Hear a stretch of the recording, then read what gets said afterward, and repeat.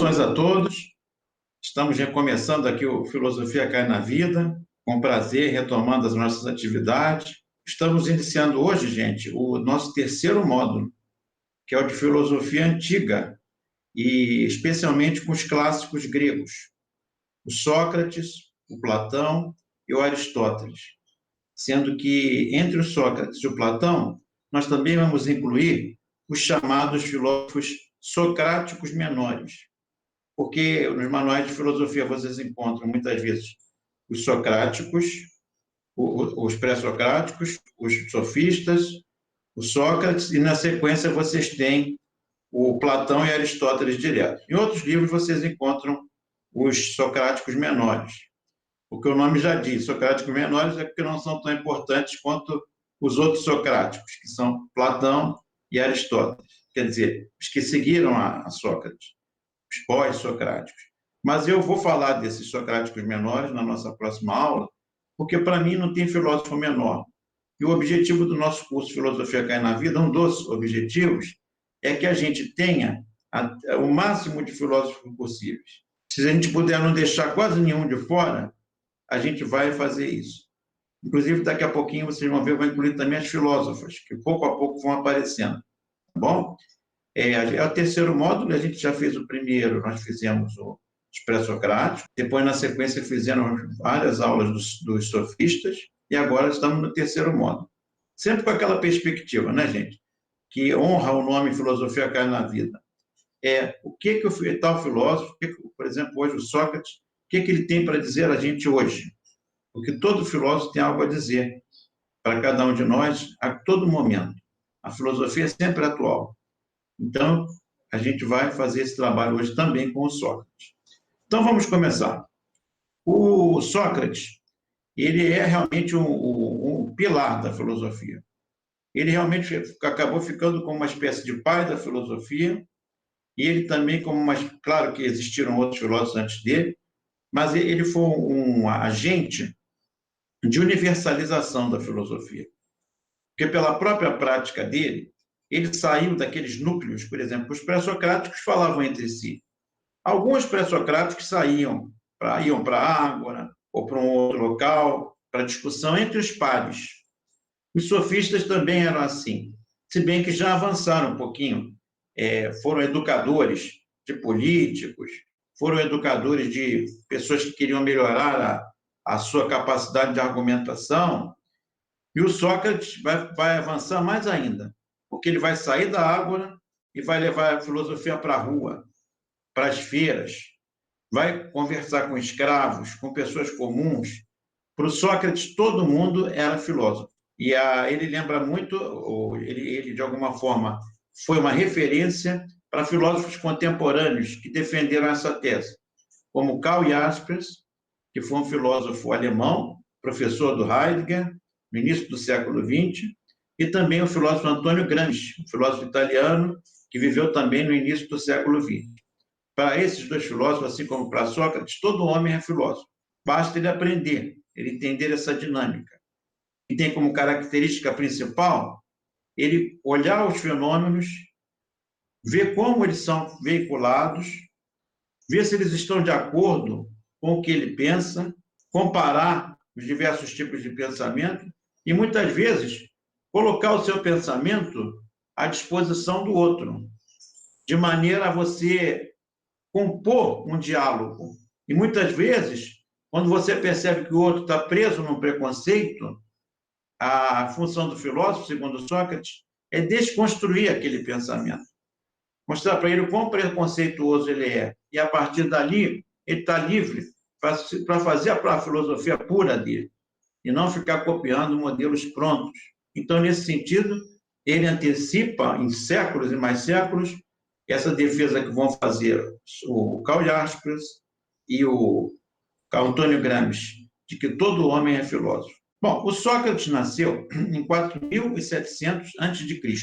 e faleceu em 399 a.C. O falecimento dele foi trágico, ele foi executado, tomar um cálice de cicuta, um veneno, com a acusação de que ele era alguém que não cultuava os deuses, propunha novos deuses, que não eram os deuses gregos, a gente vai explicar isso direitinho, e atrapalhava, então, todo o aspecto de visão de mundo religiosa que vigorava, então.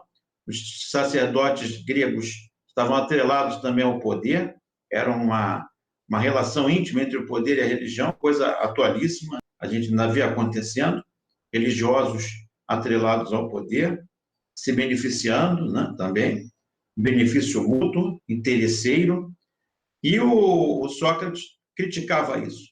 Essa foi uma das acusações. O Sócrates não respeitava os deuses. E a outra é que ele corrompia os jovens, corrompia a juventude, porque ele levava a juventude a abandonar os valores religiosos gregos, os mitos, as tradições, as hierarquias, as castas e as estruturas vamos chamar assim, de classe, que não havia esse nome na época, mas as estruturas de poder, né, as hierarquias, as pirâmides, abençoadas pela religião. E o Sócrates, como contestava isso tudo, ele vai passar isso para jovens que muitas vezes passavam a contestar também. E isso fez com que ele fosse considerado um subversivo, para usar um termo de hoje. E ele foi condenado, ele teve a chance de fugir, deixaram o recado para ele que ele podia fugir, mas se ele fugisse, ele perderia segundo ele, todo o trabalho que ele fez. E se condenaram ele, teriam que sustentar isso até o fim.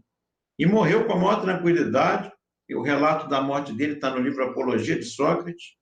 Era uma pessoa que tinha atingido um grau de espiritualidade muito grande, e ele foi tranquilo tomar o seu cálice de cicuta, e aí começou a dissertar sobre o que ele achava que viria depois da morte. Aquilo gerou um tremendo incômodo, uma situação horrível para os sacerdotes e para os poderosos da Grécia, que mataram um homem por causa das suas ideias. Isso continua acontecendo na história. Bom, Sócrates era filho de um escultor, era uma família, vamos usar um termo de hoje, de uma espécie de classe média-baixa. Dava para sobreviver, dava para sustentar os filhos. O pai dele chamava-se Sofronisco, era um escultor. Escultor, naquela época, gente, havia já os grandes escultores e os grandes arquitetos, mas o pai do Sócrates não era um escultor famoso, tão famoso. Ele era um escultor mediano, deixou algumas obras, mas o mais importante é que, naquela época, quem fazia, por exemplo, instrumentos de cozinha, peças, como pratos, vasilhames, eram os escultores. Então, o pai dele se encarregava muito desse trabalho mais de produzir utensílios, embora tivesse peças de arquitetura também. A mãe dele se chamava Fenarete, ou Fenarete. Ela era parteira. E aqui já vi uma primeira reflexão que eu queria fazer com vocês. O Sócrates mesmo dizia, depois que se tornou um filósofo famoso, na Grécia de então, ele dizia que, no fundo, ele estava seguindo a mãe. Porque se a mãe era uma parteira, fazia vir ao mundo novas crianças, o Sócrates fazia com que as pessoas abandonassem velhos valores e velhos conceitos para que possibilitassem o nascimento de novas ideias naquelas pessoas. E ele não fala do pai, mas eu tomaria essa liberdade. Quando eu estava preparando a aula, eu falei, ele poderia ter feito uma imagem dessa também com relação ao pai. Já que, inclusive, ele ajudou o pai durante a infância e a adolescência, ele trabalhou com o pai como escultor. E o Sócrates poderia ter falado que ele, se inspirado no Sofronisco, ele buscou se esculpir a partir de uma ética, de uma visão do mundo dialogal, de uma visão de um mundo que buscasse a justiça, não só esculpindo o novo homem a partir dele, mas a partir de outros. Tá? Então, eu fiz ele não fez essa imagem, mas eu acho que caberia tranquilamente. Vocês vão ver de acordo com o que a gente vai falar aqui. Ajudou o pai, então, desde a infância, a adolescência, né? Vários aspectos, inclusive, dele se assemelham à vida de Cristo. Então, uma outra observação que eu queria fazer. Ele ajudou o pai, assim como Jesus Cristo ajudou seu pai, que era carpinteiro, José, durante uma boa fase da vida, até entrar na militância dele, no caso religiosa, e o Sócrates na militância dele filosófica. Eles não deixaram nada escrito, tanto Sócrates como Cristo. Cristo teve seus apóstolos que deixaram escrito a memória dele, e o Sócrates também não escreveu nada. Ele era um orador, ele veiculava as ideias e seus discípulos anotavam. A gente não sabe qual é o grau de precisão, o que é do discípulo e o que é do Sócrates. Mas as ideias deles, hoje em dia, os historiadores já conseguiram mapear o que é legitimamente do Sócrates ou não. Ou alguns discípulos, como o Xenofonte, era discípulo do Sócrates e deixou uma biografia do Sócrates, elementos de uma biografia. E o Platão, que foi a principal, os diálogos platônicos, a figura central é o Sócrates. Só que vocês vão ver comigo um pouquinho mais à frente que esses historiadores atribuem ao texto de Platão já uma certa platonização do Sócrates, porque há uma diferença essencial entre os dois. Eu vou trabalhar com vocês aqui. Mas isso é coisa recente da filosofia. Recente que eu digo é do século XX. Para tantos anos, né? Milhares de anos que a filosofia está posta, a gente tem a filosofia mais recente. Você vê, por exemplo, esses historiadores já mostrando onde é que termina Sócrates e onde é que é Platão. Tá? E eu vou mostrar isso para vocês. Uma outra comparação, que eu estou fazendo só como curiosidade, de Sócrates com Cristo, é que o Sócrates também foi condenado, assim como Cristo, por motivos religiosos e políticos, porque a perspectiva filosófica e religiosa de Jesus Cristo bateu de frente com as autoridades judaicas de seu tempo. E da mesma forma que o Sócrates também, ao defender suas ideias, entrou em conflito com as autoridades político-religiosas de seu tempo. Tá? Falei isso por quê? Porque vocês vão ver alguns autores, não assim de filosofia explícita, mas em livros assim de espiritualidade, algumas coleções incluem o Sócrates como mestre espiritual. E cabe essa leitura.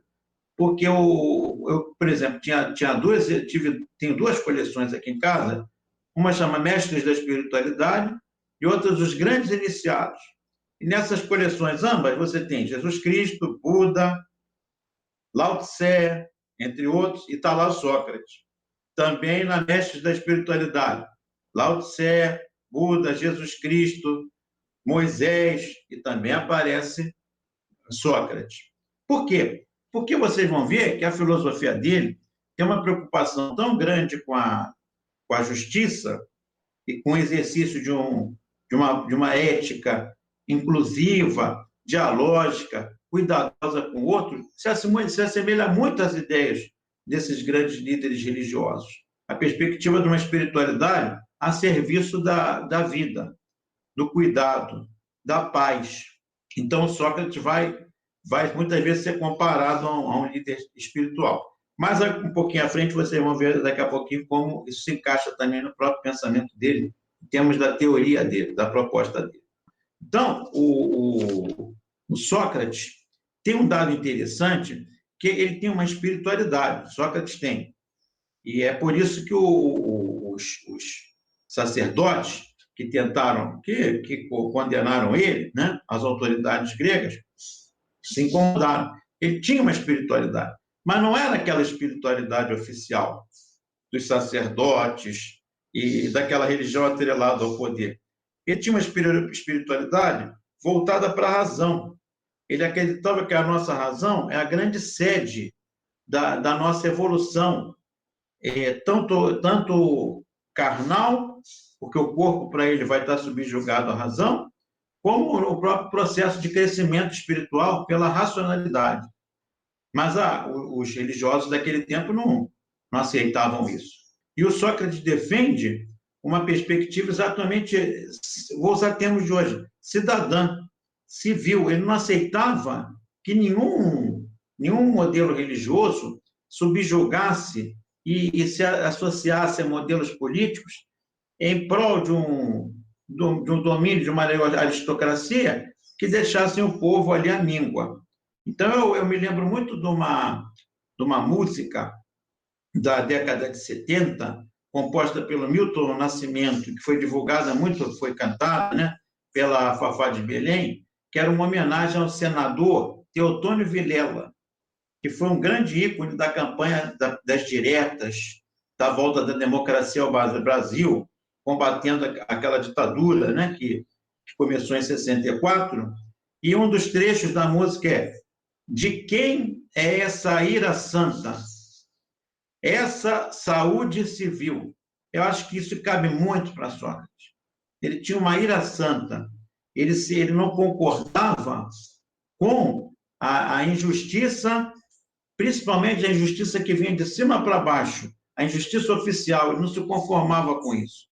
Pior, acho que ele tinha isso também, essa ira santa e essa saúde civil. Essa, se a gente pudesse dizer, a grande fonte de espiritualidade socrática era essa. Inclusive, para vocês terem uma ideia, ele foi soldado depois da adolescência, que ele trabalhou com os pais, calhou dele, quando já um adolescente, já entrando um pouquinho na maturidade, ter começado aquela guerra do Peloponeso, que durou anos, uma guerra entre Esparta e o Sócrates foi por 2 vezes combater. Uma ainda quando novo, outra depois quando mais maduro, né? Essa guerra durou muitos anos. Então, os discípulos, como Xenofonte, inclusive um outro discípulo dele, que não deixou muita coisa escrita, mas aparece nos diálogos de Platão, Alcibíades, eles contam, o Alcibíades era soldado junto com Sócrates. E o Sócrates, numa batalha, o batalhão dele estava fugindo e deixaram o Alcibíades ferido. E o Sócrates volta corajosamente, meio a flechas, soldados que estavam vindo, pega o Alcibíades, coloca nas costas e consegue escapar com ele. Foi considerado um herói, Sócrates, a partir dali, é considerado um herói de guerra. E volta uma outra circunstância, e tem uma participação também muito, muito importante. Por que eu estou relacionando isso com a ideia dele de uma saúde civil? Porque ele, mesmo quando estava a serviço do Estado e do poder, numa guerra, ele não aceitava a injustiça. Por exemplo, ele foi contra, muitas vezes, o aprisionamento dos soldados e a execução dos soldados inimigos ou a tortura. Ele achava que manter eles presos, quando acabar a guerra, solta. Nós não precisamos matar as pessoas. E ele também era contra a tortura. E várias vezes ele brigou com amigos e questionou o fato de torturar um inimigo. E ele dizia: eles têm família, eles têm o lado deles lá, a perspectiva deles, nós temos a nossa. Você gostaria de sofrer isso lá? Então, o Sócrates tem essas marcas interessantíssimas. É por isso que eu peguei essa ideia, que eu peguei agora, como uma ponte aqui didática, né? Saúde civil. Eu sirvo ao meu Estado, eu sirvo a minha cidade-estado, Atenas, mas não venho com injustiça. Primeiro o ser humano, primeiro a vida, depois Atenas. Eu acho isso muito legal. E vida, inclusive, dos inimigos. Então, vocês vejam o salto de qualidade que ele dá.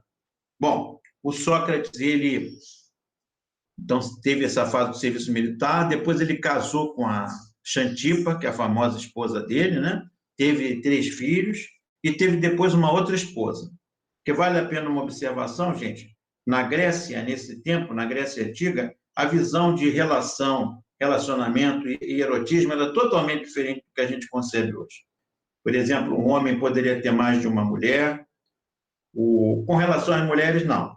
Era mais restrito, pelo menos nas classes populares, era mais restrito essa possibilidade da mulher ter maior liberdade. Era uma sociedade machista. Agora, os homens, além de poder ter mulheres, eles tinham também um relacionamento homoerótico. Então, era comum os gregos terem amantes masculinos também. Inclusive, o mestre geralmente iniciava sexualmente o seu discípulo. E o Sócrates também teve um discípulo que foi iniciado por ele e tal. Então, não sei se mais de um, né? Mas isso tudo não importa, levando em conta que era um outro modelo de relação. Não cabe para a gente julgar, eles eram imorais. Não. Era um outro padrão de comportamento que era aceito ali. Bom, eu estou falando isso porque ele, depois que se casa com a Xantipa, e também vem da guerra, ele começa a fazer trabalhos vinculados ao Estado grego. Vamos chamar assim, trabalhos burocráticos, ele assessora políticos, ele, em um determinado momento, ele vai ter muita ligação com o governante Péricles, e, paralelamente a esses trabalhos que ele faz, ele vai aperfeiçoando seu conhecimento de filosofia. É nesse momento que ele descobre a filosofia e ele começa a seguir, por exemplo, ele conheceu o filósofo Anaxágoras, pré-socrático, começou a segui-lo, só que o Anaxágoras, como eu falei para vocês, os pré-socráticos eram itinerantes. Então, enquanto ele ficou em Atenas, o Sócrates seguia. Como o Sócrates trabalhava em Atenas, não podia seguir o filósofo, ele ficava. Depois ele passou a seguir os sofistas, que estavam ali na Ágora o tempo todo debatendo. E o Sócrates tem muito dos sofistas. Essa coisa do amor pelo debate, essa coisa de você não trabalhar com uma verdade pronta e absoluta, você testá-la, você buscar discutir respeitosamente, aperfeiçoar. A crítica, você vai ver em alguns manuais que Sócrates foi um crítico dos sofistas, e foi. Mas ele foi no tocante àquele aspecto de que os sofistas cobravam pelo seu trabalho e também pelo fato de que os sofistas, alguns deles, como a gente viu aqui, queriam vencer por vencer. Mesmo que não tivessem razão, alguns deles, a gente viu várias correntes, alguns deles tentavam, mesmo que tivessem errado, o argumento era que vencer ou vencer o debate. Então, o Sócrates fazia essa crítica. Agora, a gente pode considerar, o Sócrates trabalhava, ele tinha um vencimento. Os outros não, os sofistas viviam daquilo. Então, a gente também pode dar razão aos sofistas por cobrar pelo seu trabalho. E é um trabalho. Sócrates achava que era um dom, ser filósofo era uma coisa que você, quase como uma espécie de exercício de espiritualidade.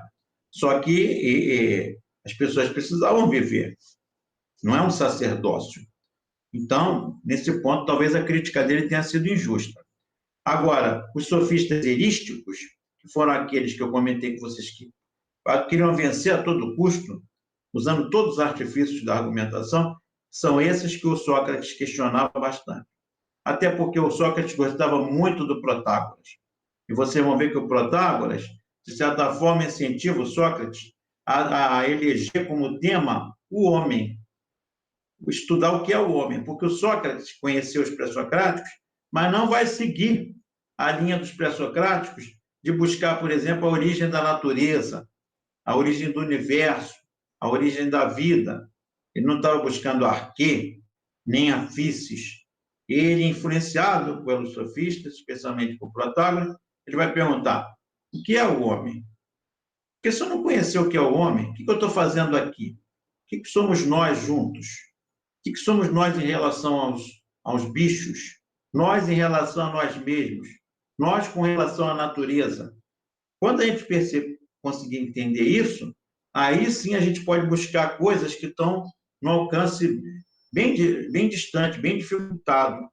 Então, o Sócrates elege essa perspectiva, uma perspectiva antropológica de filosofia. Quero entender o que é o homem. Essa é a questão central. Tá? Muito bem. O Sócrates é uma pessoa com imensa participação social. Ele participa não só com esses trabalhos políticos, mas ele participa de debates políticos, comissões. Isso preenche o tempo dele durante boa parte da vida dele. E sempre assim, conciliando com a filosofia que vem crescendo na sua vida. Ele nunca deixou de ser um conselheiro de autoridades, nunca deixou de ser alguém vinculado à política. Mas ele chegou a um momento da vida que ele praticamente se tornou exclusivamente filósofo. Era o trabalho dele. Claro que ele fazia outras coisas para poder ter o rendimento. E ele também já tinha aquinhoado alguma coisa para continuar vivendo. Mas ele, isso é um dado interessante, era uma pessoa de muita simplicidade. Vivia uma vida simples. Não deixou muitos bens, deixou apenas uma vida digna para a sua esposa, Xantipa, e a sua segunda esposa.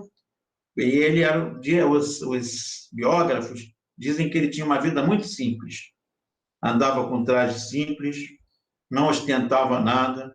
Há uma frase atribuída a ele que ele estava parado numa espécie de vitrine da época, e um aluno, um discípulo, mestre, o senhor está parado aí há quase meia hora, olhando cada artigo aqui, por que o senhor está gastando o seu tempo aqui? Ele está olhando, estou vendo cada coisa dessas e me sinto feliz por não precisar de nenhuma delas. Quanta coisa existe sendo vendida que eu não preciso tê-las.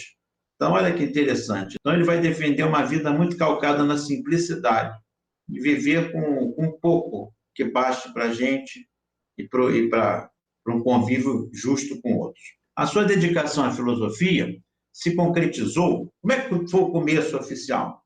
Ela se concretizou não só com esse encontro com os filósofos, mas ele percebeu que tinha uma missão quando no templo de Apolo, de Delfos, era o templo de Deus Apolo em Delfos, ele ouviu uma voz interior, quando estava lá dialogando com as pitonisas, elas faziam previsões, lançavam enigmas. Ele teve uma pitonisa, depois eu vou falar, que foi muito importante na vida dele, a Diotima. E ele diz que eu estava no templo e ouvi uma voz interior, que ele chama do daimon, que é a mesma origem da palavra demônio.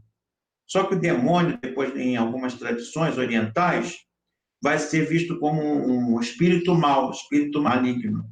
Mas na Grécia, especialmente no templo de Sócrates, a visão é que o daimon era uma voz interior.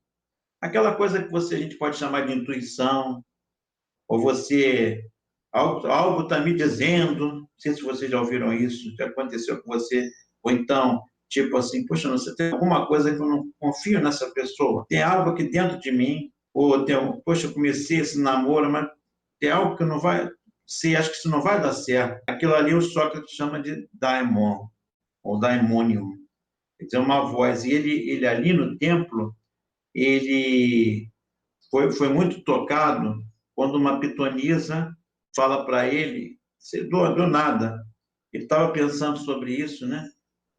Qual era o papel da filosofia na vida dele, e de repente o oráculo vem para ele assim: conhece-te a ti mesmo. E ele entendeu aquilo como uma missão dele: conhece-te a ti mesmo. E também ele percebendo depois que ao tentar conhecer qualquer coisa, ele viu que não conseguia nunca conhecer nada do seu absoluto. Aí ele vem com a segunda outra frase famosa, que vai combinar muito com a primeira, porque elas são muito interligadas. Que é aquela: só sei que nada sei. Então, conhece-te a ti mesmo. Deixa eu tentar. Vou tentar me conhecer a mim mesmo. Não consegui.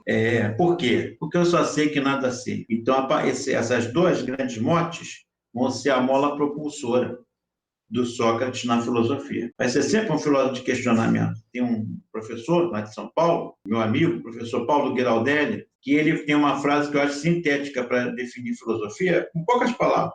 Eu acho que ela cabe perfeitamente para Sócrates. Filosofar é desbanalizar o banal. Eu acho que está claro isso.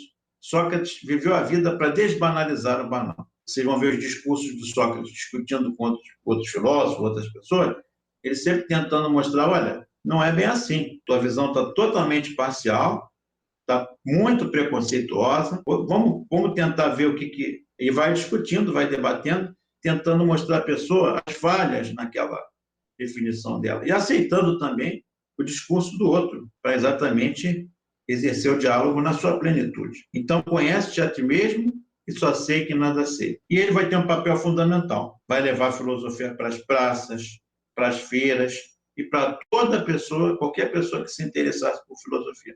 Há um episódio interessante no diálogo platônico, que ele se encontra com um escravo e mostra para o escravo que é possível ele conhecer, é possível ele saber, ter conhecimento sem ter estudado. E o Sócrates, então, faz o escravo perceber que ele pode muito bem ter um papel nisso, um papel de progresso. Então, gente, o Sócrates não era um asceta.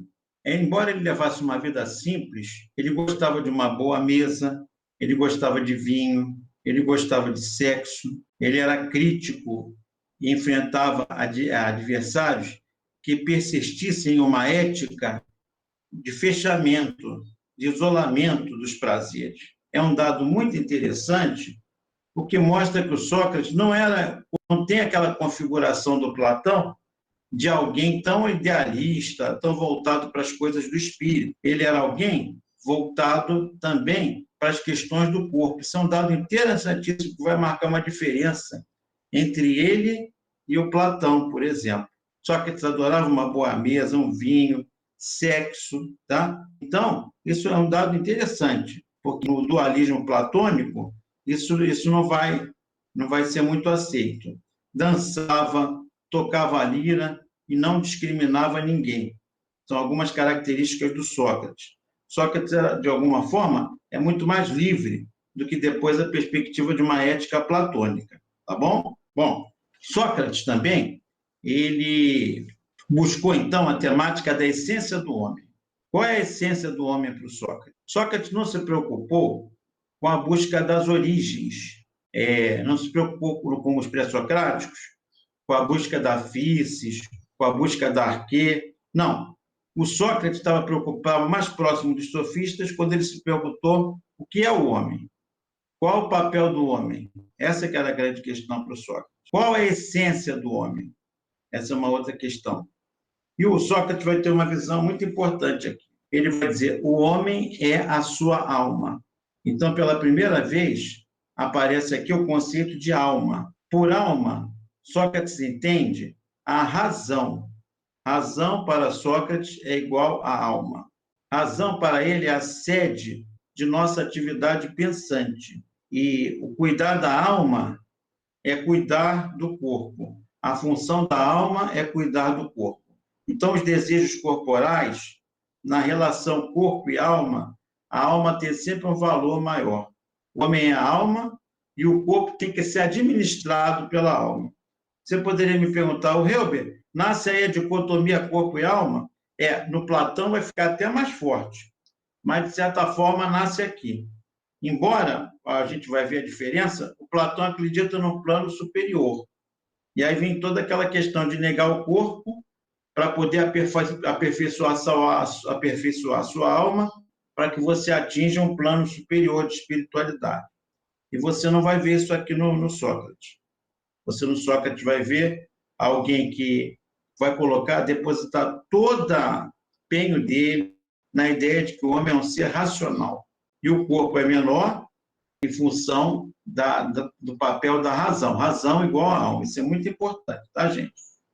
Então, cuidar da alma reflete um cuidado também ao corpo.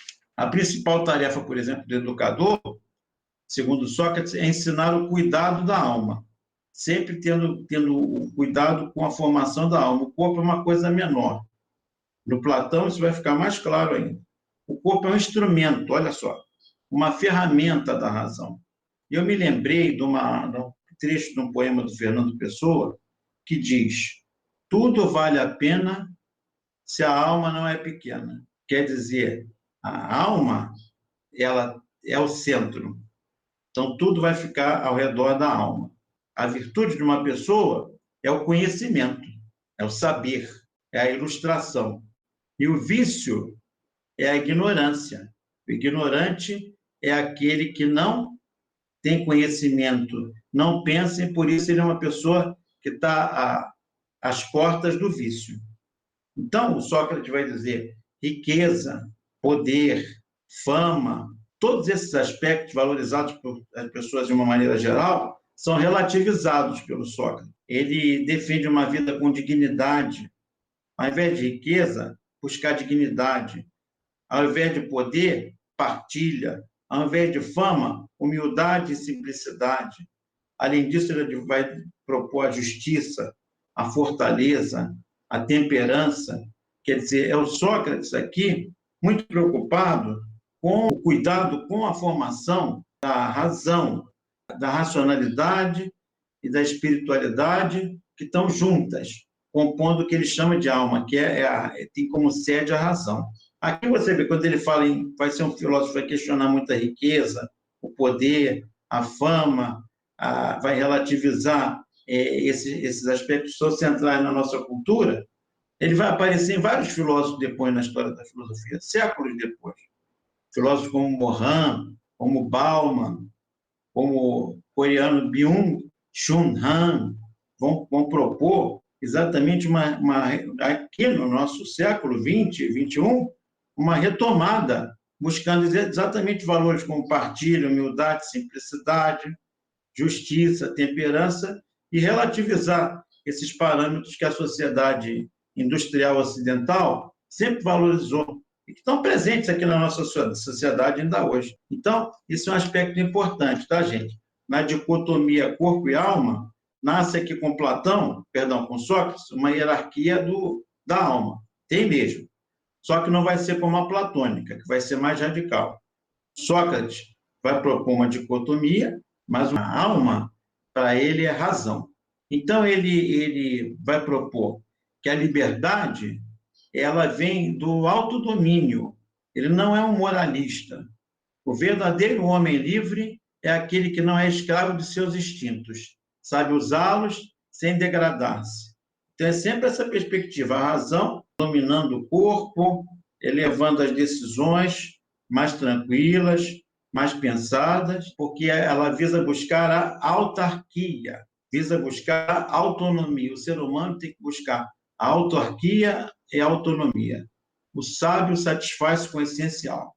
Isso mostra muito dele, como é que ele satisfazia com o aspecto essencial.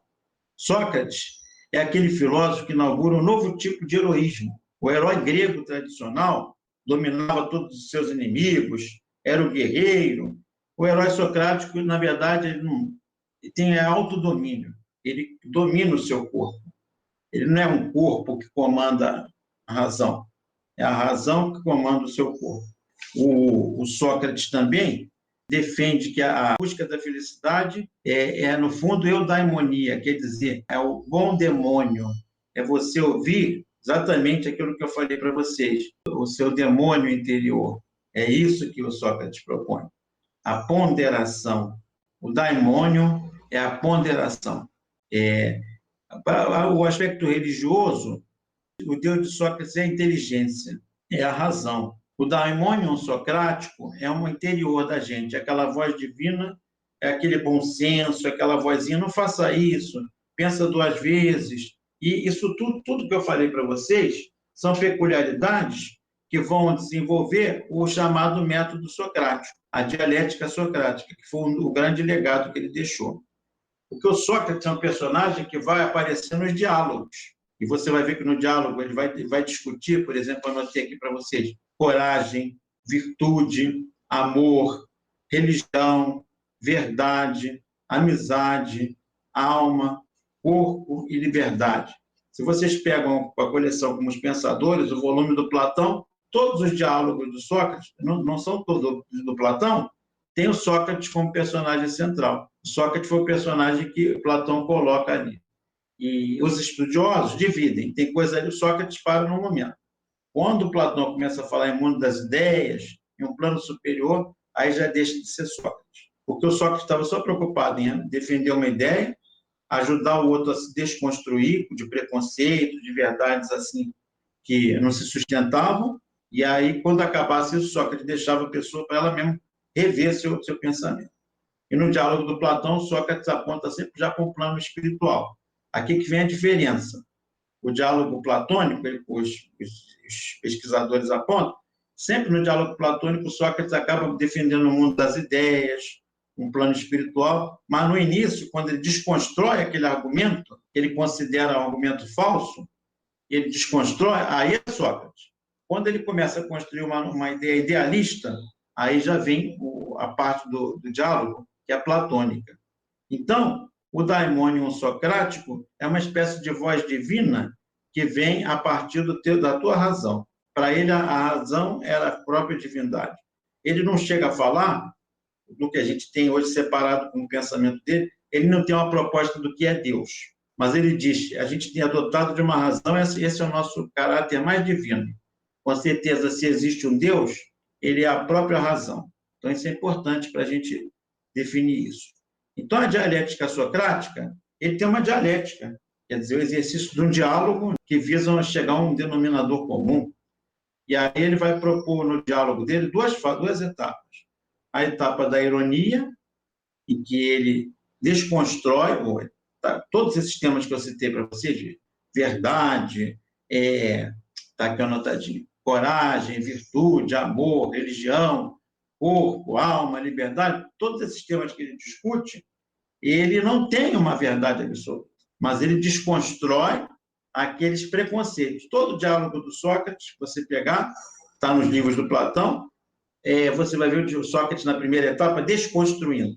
O Sócrates é o filósofo da desconstrução. Como nós tivemos aqui o filósofo da desconstrução, no século XX, o Jacques Derrida, que criou o método da desconstrução. Desconstruía o discurso, desconstruía aqueles edifícios preconceituosos que eram construídos e muitas vezes não propunha nenhum outro, mas desconstruía aqueles sistemas que vigoravam e eram base para preconceitos, para opressão, em todos os campos, política, ciência e tudo mais. O Sócrates foi um precursor disso. E o diálogo socrático, ele vinha com uma pessoa, e o papo está rolando, ele tem coragem. Eu só, o que é coragem? Aí o cara, olha, coragem é você matar muitas pessoas numa guerra e não fugir, mas o Sócrates ia colocando, mas isso é coragem, foi isso. Isso aqui, e um covarde não pode ser corajoso. E ele ia colocando várias questões que iam colocando em xeque aquele conceito inicial. No final, essa era a fase que ele chama de ironia. E a maêutica era quando, a segunda etapa, quando o cara, olha, eu não sei nada do que é coragem, eu pensei que eu soubesse, eu não sei nada do que é o amor. Todos os diálogos do Sócrates, ele desconstrói, olha aí, a desconstrução, ele desconstrói aquele elemento que está sendo colocado como algo absoluto, e ele deixa o terreno livre. No final, todas as pessoas que estão discutindo Sócrates, eu realmente não sei o que é. Não sei o que é coragem, não sei o que é o amor. Ele desconstruía. Só que aqui que vem a virada. Quando Platão, o Sócrates, tenta mostrar o que é o amor, o que é a coragem, aí os estudiosos aqui já é o Platão. Porque o Sócrates ele queria só desconstruir. Então, por isso que eles ficam na dúvida até que ponto vai a maêutica. Quer dizer, o momento em que o Sócrates convence que o cara está errado e começa a construir uma opção. Muitos autores falam, ele para aqui. Ele deixa o terreno preparado para a pessoa pensar o que quiser. Só que o Platão colocou o Sócrates nesse pacote todo. E aí daí vem a tradição da ironia e da maêutica, que hoje é muito questionada. Mais importante do Sócrates, então, que ele tem que fixar a ironia, pensamento crítico. Ele desconstrói, ó, você está sendo preconceituoso, por isso, isso, isso. Ele argumenta para desconstruir e deixa o caminho preparado para você repensar a tua prática, o teu preconceito, seja lá o que for. Um caminho para uma ressignificação do que você pensava antes e passou a pensar agora. Então, o Sócrates, o trabalho dele da ironia e da maêutica, no caso da maêutica é mais valorizado pelo Platão, e o Sócrates, a gente poderia dizer que os filósofos que se debruçaram sobre Sócrates, a ironia que é o dado mais importante, o aspecto de desconstruir aquele argumento que está sendo colocado sólido, que é visto como algo sólido pelo oponente que está se apresentando ao Sócrates. O outro legado do Sócrates, eu descobri há pouco tempo, inclusive agora, quando eu estava preparando a aula para vocês, um pouquinho antes eu já tinha visto, que é o seguinte: o Sócrates foi o primeiro filósofo a valorizar a presença da mulher filósofa. Até então, não havia isso, não havia citação. Claro que existiam mulheres filósofas, mas elas não tinham voz nem vez em sociedades extremamente machistas.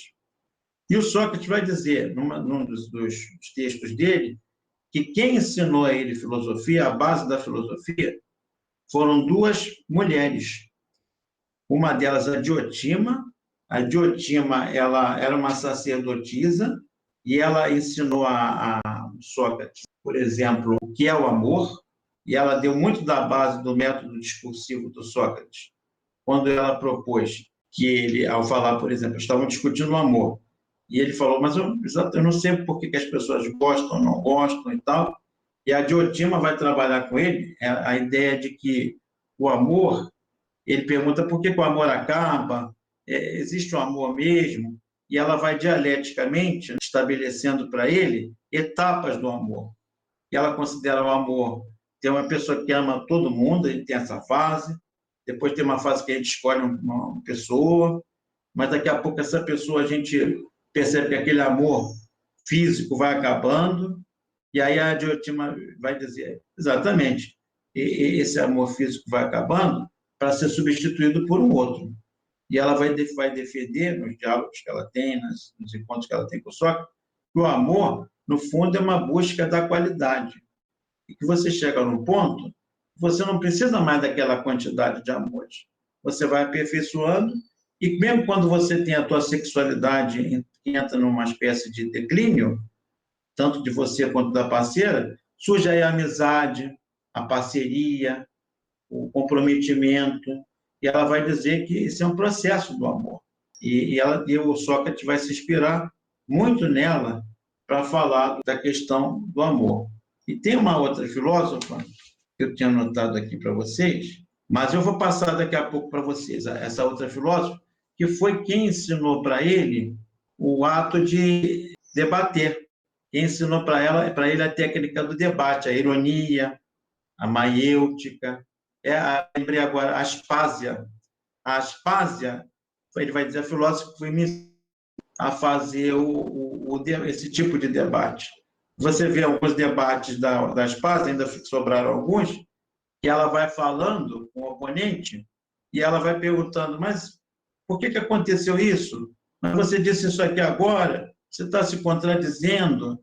Ela tem um diálogo famoso que ela chega para o oponente e fala, você é bem casada? Ela, sou. Agora você, me diz uma coisa então. Então você não separaria do seu marido? Não, nunca. Agora você tem uma amiga que ela tem um vestido mais bonito. Você vai querer o vestido da amiga? Oh, claro, quero ter um igual. Você tem uma casa, e a tua amiga tem uma casa, você vai querer ter uma, eu vou querer ter uma melhor. E no caso do teu marido, você tem uma outra, tem um marido mais competente, mais bem-sucedido, mais bonito, você vai querer o marido da outra? Não. E aí a Aspásia vai desconstruindo aquilo, vai mostrando quais as contradições que tem naquele discurso a partir dessa discussão. Eu não lembro aqui exatamente como é que o diálogo se desenrola. Foi um fragmento só. Mas o Sócrates, ali você olhando o fragmento, percebe que ela faz aquela ironia que o Sócrates faz. Me fala o que é isso. Me diz o que é, o que você acha. Ele vai ouvindo. Só que depois ela entra na segunda fase que ele vai desconstruindo. E a pessoa acaba abolindo aquela verdade que ela considerava absoluta. Então, essa é a fase da ironia e da maiêutica, que ele vai dizer, aprendi com Aspásia. Então, são duas primeiras filósofas aqui. A Diotima ensina ele a dialética do amor, né? Como é que você sai do amor carnal a chegar ao amor. E depois vai ser chamado até, Platão, através desse texto, vai se chamar de amor platônico. Quer dizer, você deixa de amar corpos, cada vez mais corpos, quero namorar muitas pessoas e tal, vai ficando cada vez menos, elege uma, e quando essa ficou, já vocês não estão presos pelo corpo, mas presos por uma parceria que transcende o meramente sexual, o físico e tal. E a Diotima explora isso.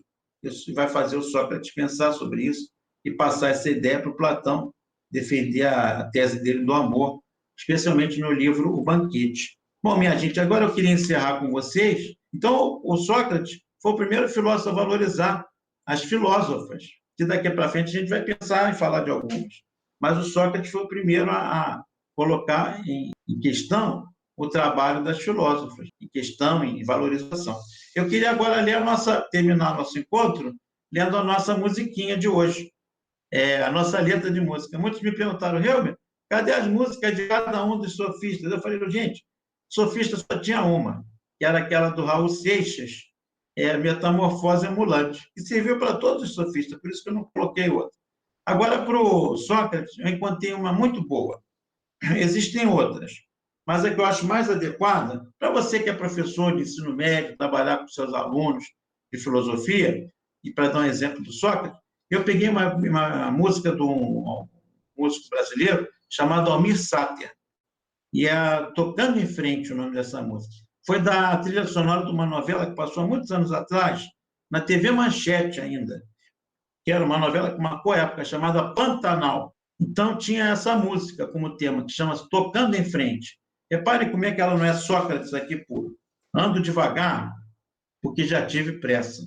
E levo esse sorriso, porque já chorei demais. Hoje eu me sinto mais forte, mais feliz, quem sabe. E só levo uma certeza. a certeza de que muito pouco eu sei, ou nada sei. Conhecer as manhas e as manhãs, o sabor das massas e das maçãs. É preciso amor para poder pulsar. É preciso paz para poder sorrir. É preciso a chuva para florir. Penso que cumprir a vida seja simplesmente compreender a marcha e ir tocando em frente, como um velho boiadeiro levando a boiada. Eu vou tocando os dias pela longa estrada. Eu vou, estrada eu sou. Conhecer as manhas e as manhãs, o sabor das massas e das maçãs. É preciso amor para poder pulsar.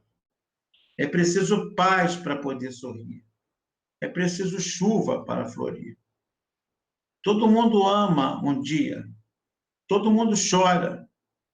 Um dia a gente chega e no outro vai embora. Cada um de nós, e por aí ele prossegue. E volta aquele estribilho. Então, gente, essa música eu acho que representa muito bem a perspectiva do Sócrates, tocando em frente. Principalmente esse pedacinho aí é Sócrates puro. Acho que o Sócrates baixou ali. Só levo a certeza de que muito ou pouco eu sei, ou que nada sei. É isso. Sei que nada sei. É o lema socrático. Tá bom? Muito bem, gente. Eu espero que tenham gostado. Desejo a vocês uma ótima semana e um grande abraço para todos. Até a próxima. Tchau.